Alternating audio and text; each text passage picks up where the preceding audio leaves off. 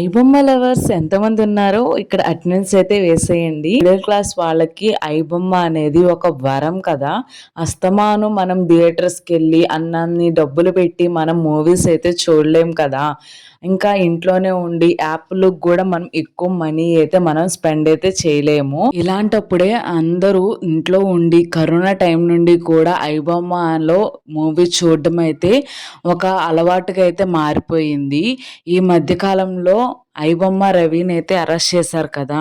దాంట్లో మీరు ఎంతమంది ఐబొమ్మ రవికి సపోర్ట్ చేస్తున్నారు, ఎంతమంది యాంటీగా ఉన్నారో నాకైతే కామెంట్ అయితే చేసేయండి. ఇక్కడ మా హస్బెండ్ అయితే ఇడ్లీలోకి చట్నీ అయితే చేస్తున్నారు.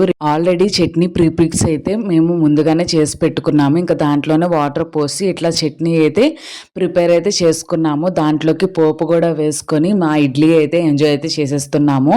నేను అన్న మాటల్లో ఎంతమంది అగ్రీ చేస్తారో కామెంట్ చేసేయండి. See you, bye.